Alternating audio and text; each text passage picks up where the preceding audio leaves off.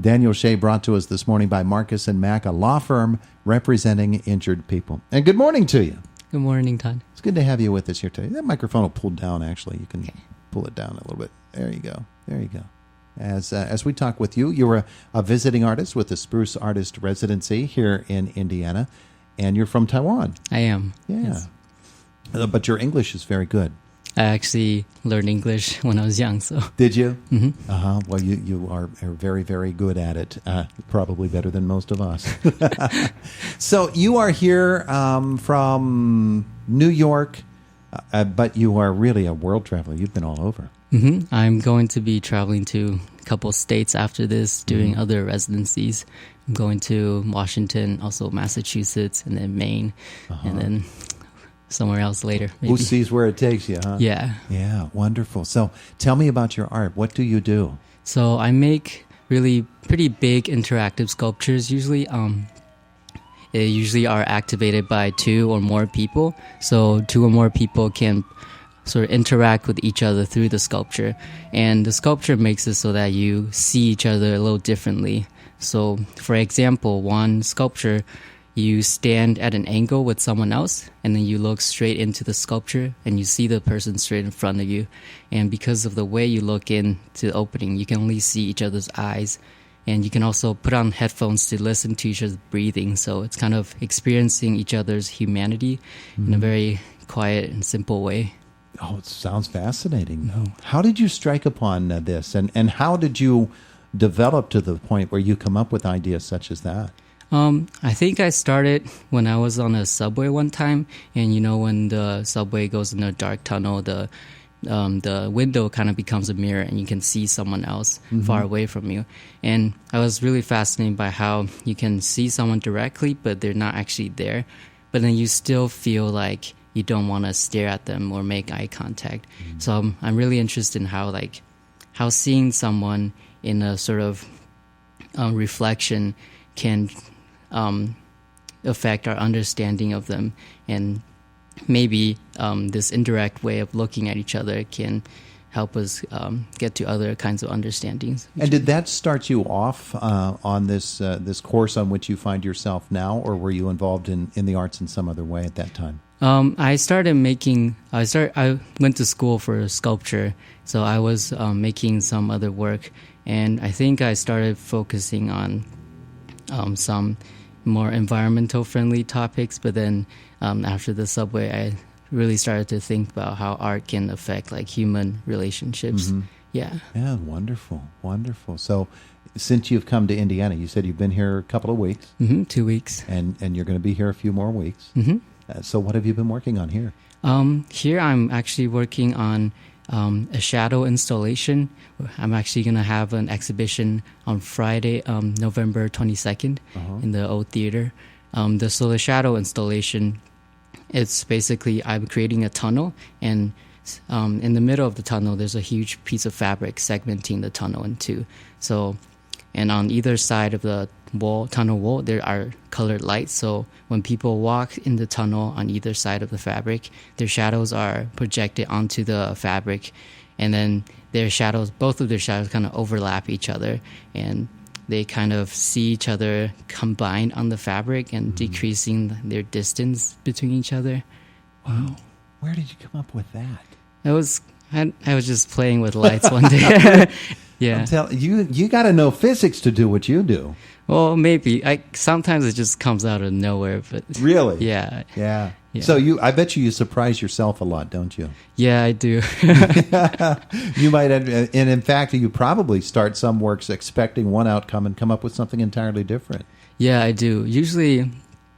I actually usually think a lot before I even make something. I try to think of a situation where, what would happen if you can combine someone's shadows, or what would happen if you can see someone directly in front of you, but the person's standing behind you.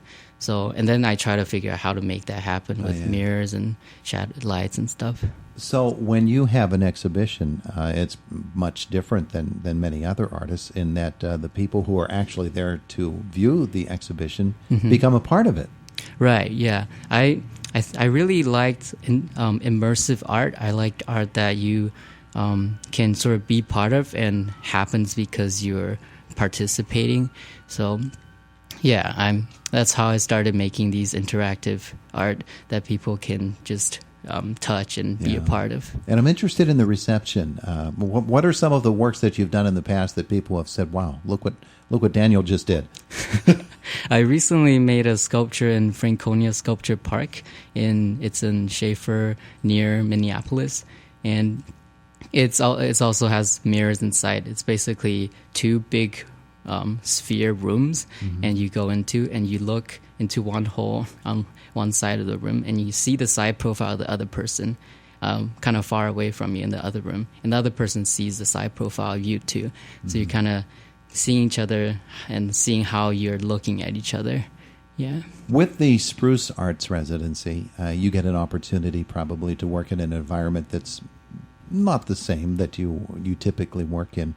How has coming here and spending this time here in Indiana helped you in terms of developing what it is that you want to do, or maybe even suggesting something new to you?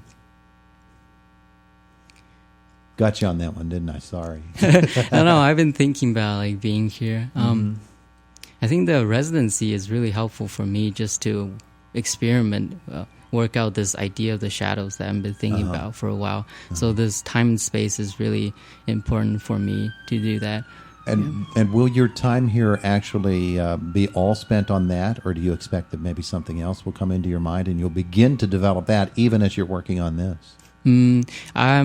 I'm sort of working on that only one right now, but I'm actually starting to have some ideas of maybe how I can change it after this. But I want to be able to finish this one and then see how people respond to it and then move on to the next idea. Yeah, wow. Yeah. Your art changes all the time, doesn't it? Yeah, it does. It really changes depending on how people feel when they're in it. I don't want it to make people uncomfortable or too awkward. Yeah. The space in which you're working right now, since the work that you do has to be by necessity pretty large, how is it that you're able to work in, I don't know, you're working in a studio setting and then planning to move it down to the theater itself downstairs at the theater, or how's that going to work?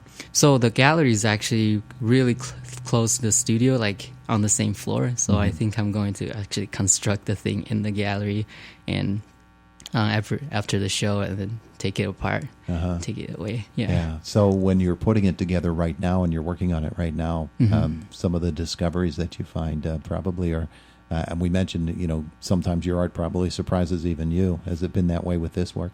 Yeah, definitely. Yesterday we tested it, and it was really interesting when people are standing on both sides of the shadows. You can't really tell how close they are to you. So even if you are maybe like 1 inch away from them, but separated by the fabric, you don't feel that kind of awkwardness without the fabric. Yeah. And you see their shadows right in front of you, but it still doesn't feel like really intense.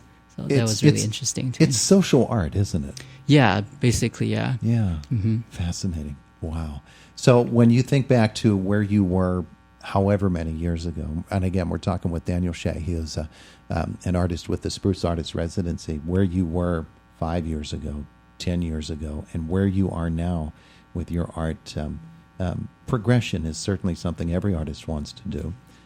And sometimes they look at that and they could say to themselves, I really didn't expect to come down this road. I'm not sure if it's something I really want to keep continuing doing, or it's something that says, wow, I'm watching a whole new world open up right before my eyes. What's it like for you? I think I just really want to see, the whole reason that I'm continuing to do this is because I want there to be other kinds of way to interact with each other in physical space or in public space. I want there to be a way to sort of see strangers and then feel their humanity, and I want my art to be able to activate that in public space. Sounds like a great time. It really does. A time of discovery, not only for you, but for anybody who sees your art. Daniel Shieh, thanks for coming by to visit with us. Thank you so much. We appreciate it. It is the voice of Indiana County, WCCS, AM 1160, 101.1 FM. Daniel, when did you say the exhibit is? It's November 22nd. Is the time established yet? At 6 p.m. 6 p.m. Very good. We'll look forward to it. Thank you so much. It's the voice of Indiana County, WCCS, AM 1160, 101.1 FM.